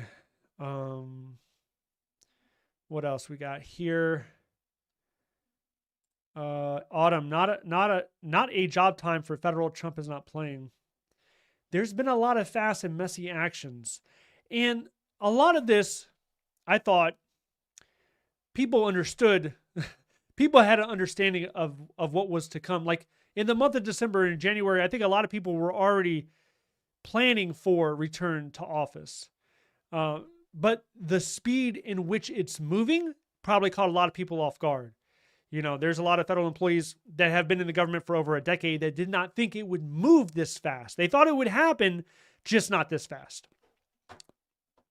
Usually the saying is nothing in the government happens fast, but this is happening fast. Any other questions? Let's see. Yeah, I got the super chat from Zeke. Thanks, Autumn. Steph, I'm not sure why I unsubscribed. I'm glad to have you back on board, Steph. All right. Let's see. What is this? Thomas, confused. Will hire in April, yet offering early outs, attempting to purge old heads? Yeah. they're going to hire. So the way to understand this is you have over 2 million people in the federal government. So we're stopping hiring. As time progresses, people are transitioning. They're taking private sector jobs. They're taking contracting jobs. They're getting sick. They're retiring. They're passing away. So attrition is impacting all agencies. This is going to be an impact that's going to be over 90 days. This is happening. So part of the plan that has to be written up during these 90 days, there needs to be a plan submitted to OPM that's submitted to the president. The plan is how to reduce the government, making it more efficient, and attrition. Part of the plan for attrition, it only seems reasonable to include early retirement as part of that plan. That doesn't take away from the fact that there are positions that are going to be needed to be filled desperately. So that is why, not only just to make up for attrition, but also to fit agencies' needs because they lost people in key positions.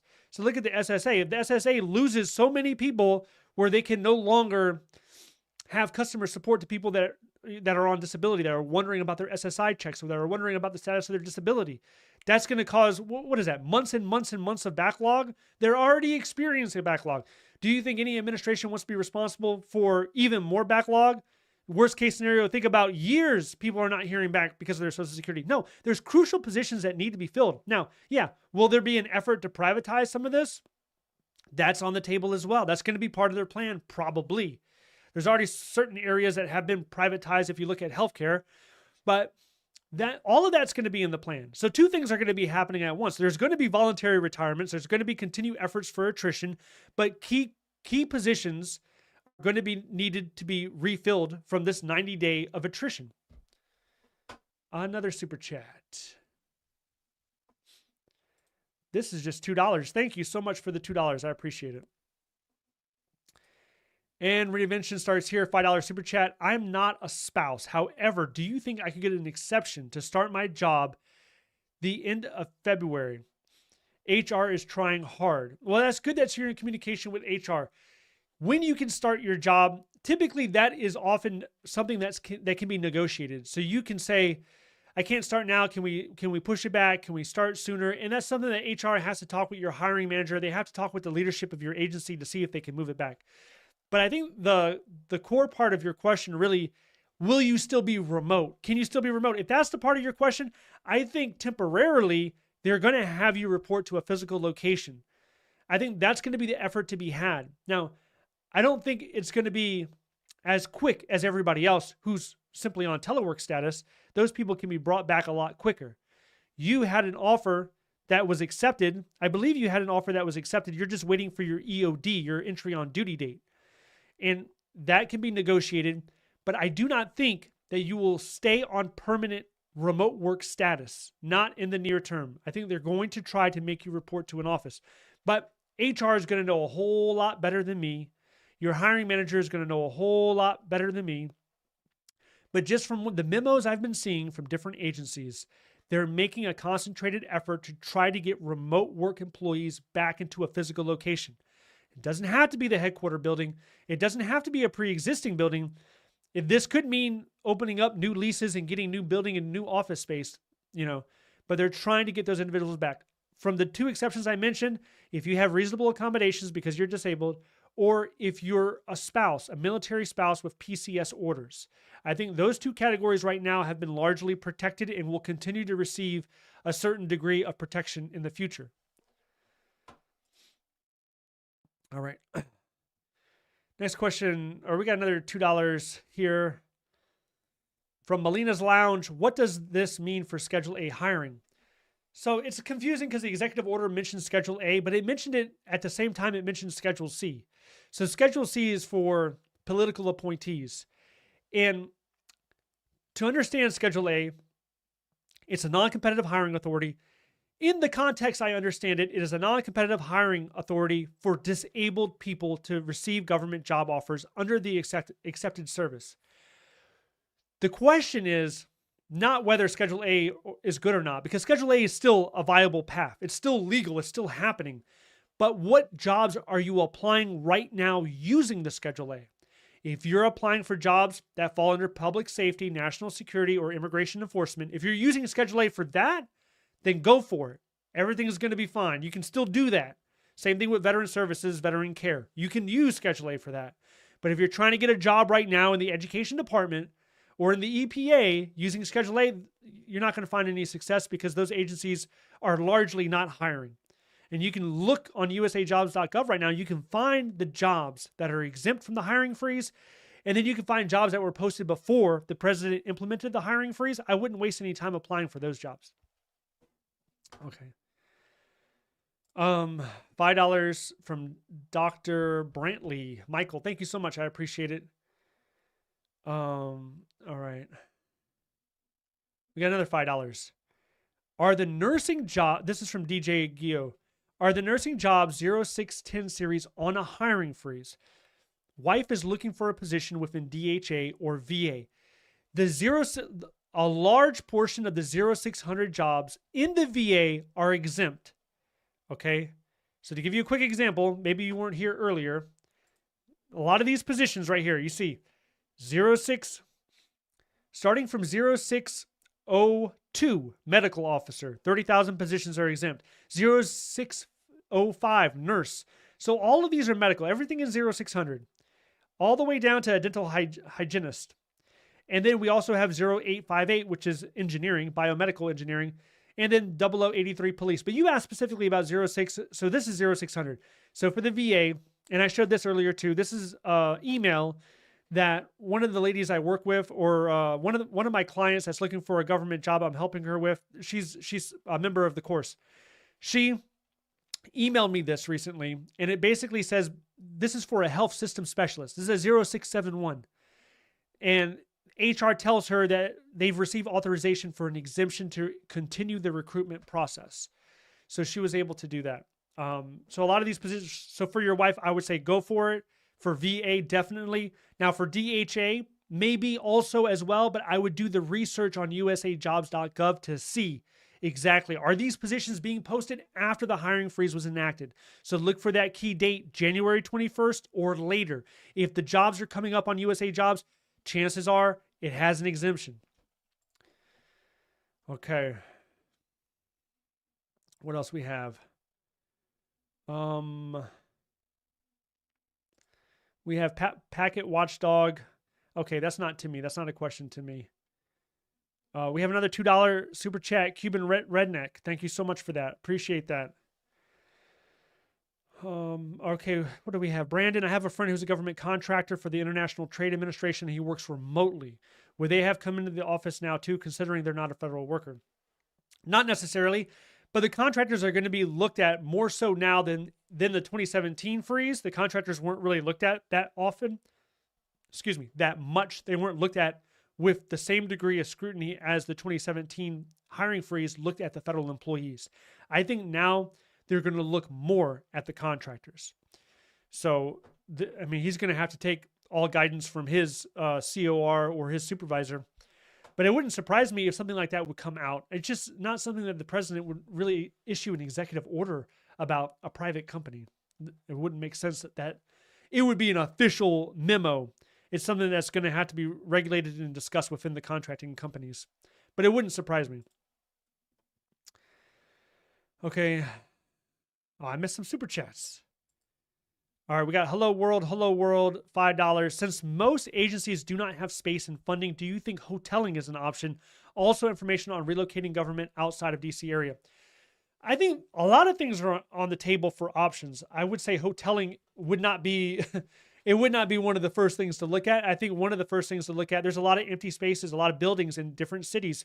There's a possibility of getting leases. Government can start pursuing leases on big open buildings and try to rapidly get some desks and chairs in there.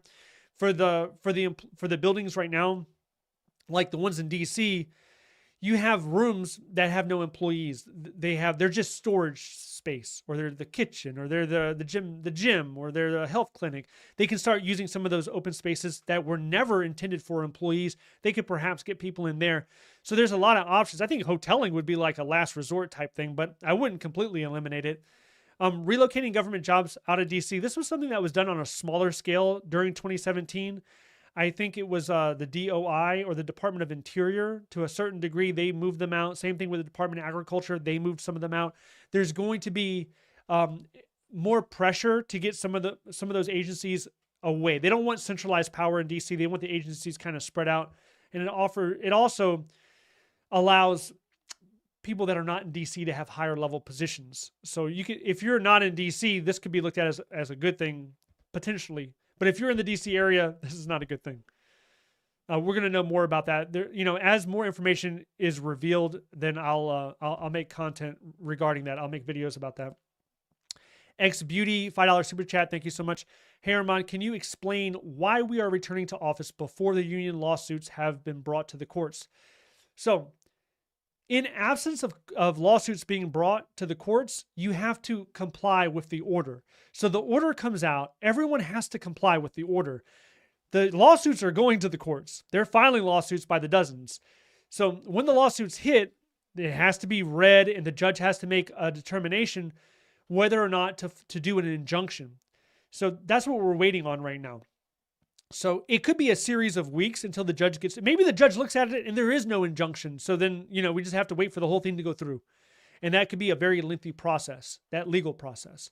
So it is something that could potentially stop the order in the meantime until they actually rule on it and they decide whether or not it's legal or illegal. So that's something yet to come. But the way that it works is you follow the order until there is an injunction. So that's what everyone's doing. Okay, we got another $5. Buddha rocks. Thank you so much for that. Okay, another $5 super chat. Thank you so much, Winfrey. I'm a probationary employee with the VA. Okay, and my year is up in March. Oh, you're really close to the finishing line. I'm a disabled vet working in finance. Do you think I'm safe? What is your job there? I don't know what you're doing there. But absence of what you're doing there, yeah, I think you're safe. You said in March. So let's say it's March 1st. You have 5 weeks between now and March 1st. So as long as you're performing to a satisfactory standard, then you should be retained. VA, we're not even talking about, like if you were in the IRS right now, I'd be like, oh, well, you got to be kind of worried. If you were in the education department, I'd be like, oh man, that's something to think about. But you're in the VA. And I would be even less worried if you have a technical type position. Like if you worked in IT, I would be even less worried. The only time to be worried in your specific situation is if, you're showing up late, you're not filing reports on time, people have issues with you, then I would be concerned because they are urging or they are forcing agencies to look at that probationary list and to ask themselves that question. Should we retain or should we let them go? So there's a process that they want the agencies to go through with each and every person that's on probation. Now, agencies track probation internally. Most of them do. Maybe the smaller ones don't. But the bigger ones, they definitely track it internally. So this is something that's happening. This should always be happening. But this is just further pressure on the agencies to make sure they're doing it. So I think you'll be fine, Winfried. Okay. Another $5 from Zeke. Thank you so much. OPM is doing a PD review for HR GS7 and 12s lasting until April 2026. Assistants will be demoted to 5 and 6 and lose our 7. Should us assistants just write it out? I wouldn't do anything drastic right now. You can apply, if you're looking, there's HR positions open even right now that are not under the hiring freeze. If you feel a need to jump agencies because you think there will be a demotion, that's completely, realistic. I mean, I don't see anything wrong with that. But, let me look at your comment again. OPM is doing a position. Okay, that could be common. They're looking at GS7s and 12s. Are they just doing it for your agency? Are they doing it agency? Are you telling me they're doing this agency-wide? Assistants are being demoted to 5 and 6. And then, will it be an active demotion, or are they just reclassifying positions for new people that joined the agency? That's another nuance to consider. Usually, you're not getting demoted unless there's a desk audit. And the desk audit involves HR from your agency. It's not just OPM. It often involves OPM, but it's in conjunction with HR and they're reviewing it because you requested a desk audit or somebody requested a desk audit. So if you believe, based on the information that you're receiving about your position, that you're going to receive a demotion, then yeah, if you cannot financially stomach that, I would start looking at your other options.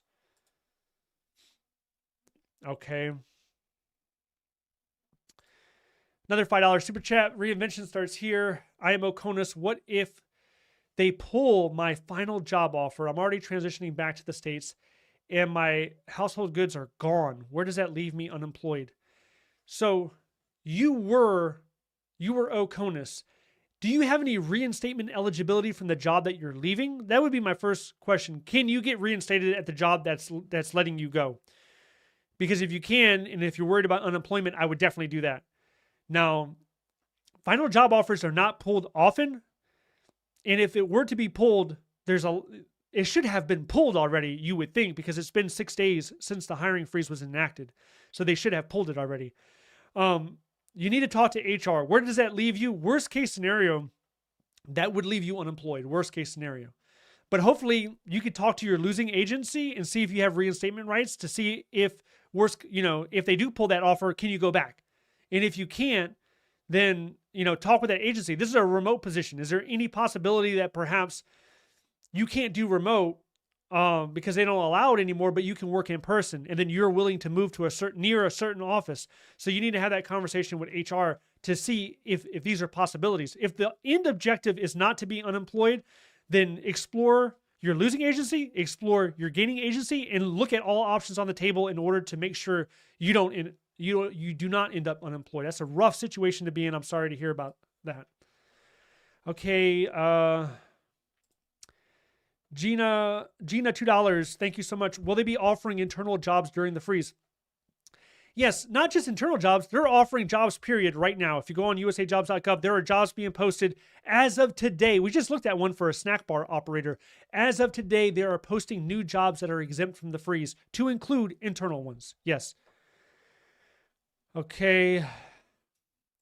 $5 from Brandon. I'm an admin officer with NIAID in NIH. I'm in my probationary period, 5-month big talk of probationary periods being fired. Am I safe? So NIH is less safe than other agencies. It's all speculation. We don't know right now, but I would prepare for worst case scenario for NIH right now. Autumn, $10 super chat. Thank you so much. What's your opinion on the civilian immigration judges being fired by Trump? Do you believe that Trump will place people who are inexperienced to lead agencies? For example, Musk leading USCIS. I don't see Musk leading that agency. Okay, yes, they fired the immigration judges. Now, these people should not have been fired if you look at the law, because they were not political appointees. So, really, when most people look at a situation like that, you would say that Trump did not have the authority because they were not political appointees. So why did they get fired? This is going to be appealed. They're going to receive probably a large amount of compensation due to this, what a lot of people would describe as an illegal firing. I'm trying to be careful with my words here. This is speculation once again. A lot of people could look at this and say this was an illegal firing. And if that were the case, there's a lot of compensation coming back to these immigrations. To answer the question, do I believe that people who are inexperienced to lead agencies? Absolutely. I think it is the anomaly that you have somebody that has the right experience to run the agency. If you look, every time a president wins an election, the cabinet heads, they don't necessarily have the experience. Just look at even under Biden administration, look at Pete Buttigieg. He was the Secretary of the Department of Transportation. What transportation experience did he have? He didn't have any. He was a mayor, and that was it. So there's a lot. I don't want to keep pointing fingers.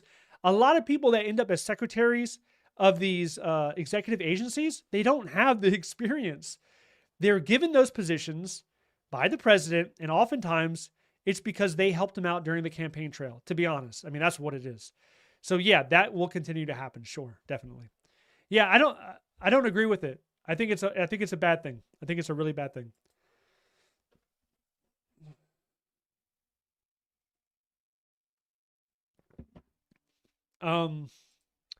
Evil Paladin, $2 super chat. How nervous should I be if I'm IT at FEMA?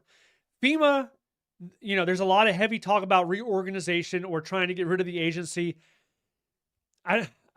there's a lot of questions to be had if it's going to take Congress to get rid of that agency. It's not just going to be the president. They can do reorganization. Your IT, I would say you're more essential than a lot of other positions, so I would be less worried. But FEMA is of concern, yes. Chris T, $5 super chat. Thank you so much. I've been with the IRS for 7 years. Why was the IRS specifically being targeted in the hiring freeze? How concerned should I be?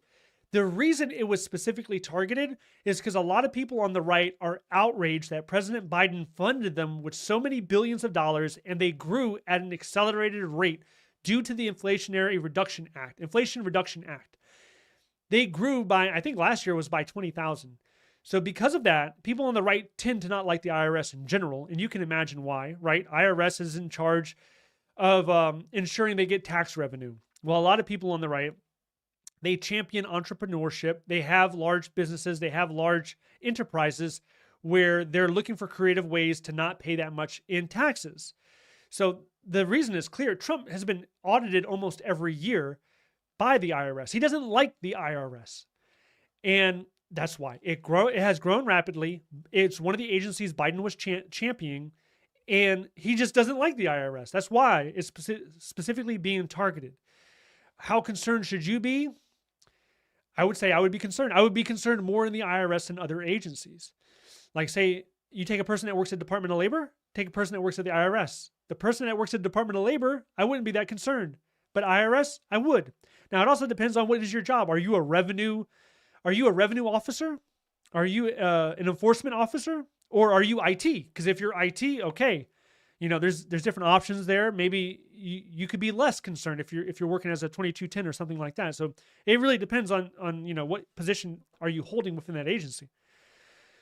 Okay. Gianna says $5 super chat. Thank you. I heard the IRS freeze will not be lifted after 90 days. Is that correct? Yes, that is correct. IRS is the only federal agency that will not have the hiring freeze lifted on it. All the other ones should have the hiring freeze lifted, and we should be seeing that around mid-April. Okay, $5. No puedo. 89.72, $5 super chat. Thank you so much. Been in the USPTO. That's a great agency. I love the USPTO. For 15 years, remote working. Apparently, since we have a bargaining agreement, we do not have to return, but it is not clear. Not just with them. I think I saw it also with the Department of Commerce. They said because there was a bargaining agreement that they would not have to return immediately. That is a separate dynamic, and different agencies are looking at that in a different way. So USPTO, they say you're good for now, but that's for now. Let's see what happens in March and April as we move forward. I wouldn't like breathe a big sigh of relief just yet. But yeah, that's a good thing that USPTO is fighting for those pre-existing agreements. It's a great thing. Okay. Dr. Brantley, $20 super chat. Thank you so much. He states, I accepted a role last March as a remote employee. However, I'm the only employee in San Diego as remote. Our headquarters is in Virginia. So am I possibly going to be placed at the closest military base? I think that is a pretty accurate assumption. Is they're going to be looking, where are you working? You don't tell me your agency, but yeah, it looks like it's military related. So it could be DOD or one of the sub agencies underneath the DOD. So potentially, yes, they could instruct you to report to the nearest military installation for a period of time. Now, I don't think this is going to be for the entire year. I think most people are going to have to grin and bear it for the next 2, 3, 4 months. And then after that, it should relax a little bit. It should be a little bit less under the spotlight that we're currently under right now. So yeah, I think something like that could happen. And I'm sorry to hear that. Okay, well, we got a $5 super chat from Key. Can I get some insight on the USDA? I heard the USDA is making most of their employees show up starting tomorrow. I'm a remote employee 0343, and I'm in Georgia. Yeah, so USDA, you could find yourself in a similar situation as the last person. They could be looking for office space for you to start reporting into in the next, 30 days. It could be even further than that. It depends on the agreement that your agency has and how do they want to honor that agreement. And talking about the next few weeks, we could see lawsuits, we could see injunctions in the next few weeks, so anything can change. But my mentality, if I were in your position right now, is I would prepare for the email or the phone call of, hey, we need you to report to this location in Georgia. And you might have to do that on a temporary basis. Okay. Let's go. Okay, Love Laugh, $5. Thank you so much for doing this for us. I'm grateful. Hey, you're welcome. And okay, Dr. Turner asks, are disabled veterans still protected? They are protected. Disabled veterans are protected. The hiring path still exists to get them in. They are still protected. Veterans have RIF protection. If you look at your SF50, there are protections for RIF. If a RIF were to happen, it would have to happen the legal way. There's a set way to do it. You can't, I mean, you're not supposed to do it just any old kind of way. Otherwise, you could be subject to a lawsuit. So, yes, disabled veterans are protected. Another $5 super chat. Will there be promotional opportunities during the freeze in the IRS? Gianna, I don't think so at all, but we can clarify that right now. We can look at the IRS. I wouldn't imagine the IRS is hiring after that hiring freeze was enacted. So IRS is Department of Treasury. Let's go to Department of Treasury. I got to cancel that. Get rid of TSA. Department of Treasury. Yeah, they're not even up here. Department of Treasury is not even showing any jobs.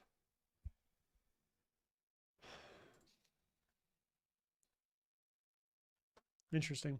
Okay, so for the IRS,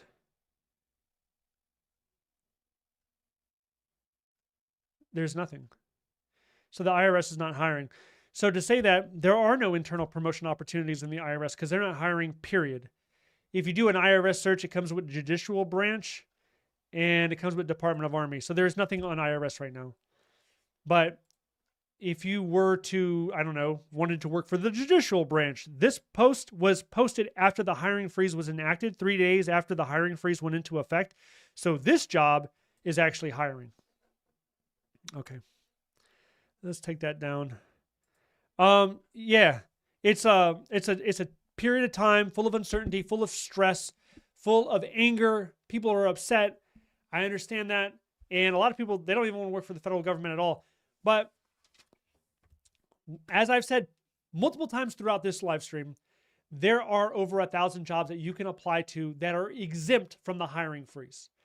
And you should do that if it interests you. If DOD, DHS, some of the other positions that we saw on here, Department of Air Force, the VA, a lot of positions in the thousands that are exempt. You can apply for those. Or you can wait until middle of April, the hiring freeze is lifted, and you can start a campaign of applying multiple times in volume to the positions that you're well suited for. Either way, comes down to the resume, comes down to your focus, your job search focus. If you have a specific concern, if you want me to look at your resume, you can always schedule a call. There should be a link down below. You can schedule a call. We can talk about your specific scenario. There's also, if you want me to edit your resume as you're waiting to apply to these government jobs, there's a course option down below. I will personally edit your resume. I offer that as well. So it's difficult right now, right? You want to always, when there's a period of chaos, if there's a period of uncertainty, instead of dwelling a lot on what may or may not happen, the most important thing really is to see what's under your control. What's under your control right now? Well, you can improve your resume. You can improve your interview skills. You can apply for jobs right now that are not being frozen. That's under your control. Another thing is you can look at, where are you living right now? Are there state, county, or city government opportunities? Maybe work for the state for the next year or so. If that puts you at ease, if there's a decent position near you for the state government, why not try to do that? You can look at the private sector in the meantime, or you can just stay at your current job, depending on where are you at right now. So those are all things that you control, that you can focus on. By focusing on things that you have no control over, like what Trump says at his latest rally, that's only going to cause you a ton of stress, and it's going to make you upset. And I wouldn't do that. I don't think that's a good use of your time. So that's kind of that's how I would take it. We got a couple more super chats here. We have Thrill Chaser RC, $10 super chat. Graduated with a human services master's. Applied to 23 jobs since December. I got one referral then faced a hiring freeze, frustrated how hard it is to move once you have a job to another state. Okay, so the main question here is how hard is it to move once you have a job to another state?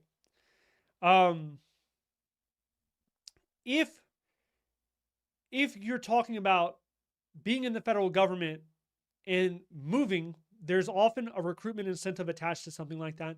If you're talking about relocation incentive, so certain jobs have relocation incentive. You might be in the state of Alabama and you're going to California and there's a relocation reimbursement.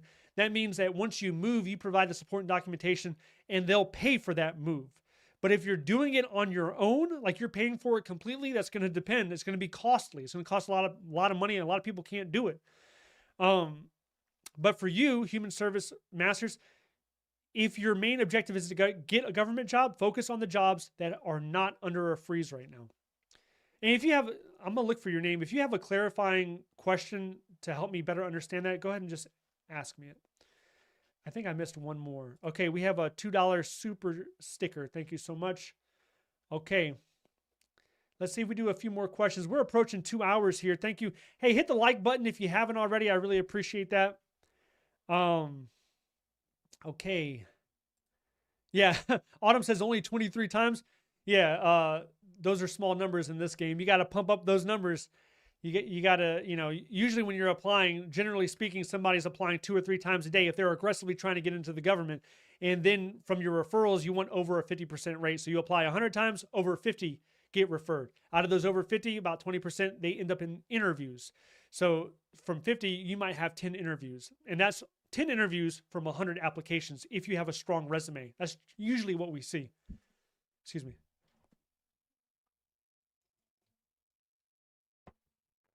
All right. Okay. I think we're good here. I think everyone's good. Hey, we're getting close to the 2 hour mark. Thank you so much. I wasn't planning on going this long. A lot of good questions. And I leave you with that last piece of advice, man. Focus on what you can focus on. This will pass. After April, we're going to be looking at a completely different federal workforce, a different USAjobs.gov. There will be more opportunities. There is a need. There is a serious need when it comes to serving the public, and there are going to be more opportunities to come. Thanks so much for joining me. I really appreciate it. And let me make sure I didn't miss any more super chats, but yeah, that's going to be it, guys. Enjoy the rest of your weekend, and hopefully you're not being forced in on Monday. So, all right, I'll talk to you again. Hey, once again, tomorrow's video focuses on the jobs that are not under the freeze. So make sure you're subscribed for that so that you can catch that video. And then hopefully that'll give you a little bit more hope as you're continuing to look for a government job. All right. I'll see you guys later. Bye-bye.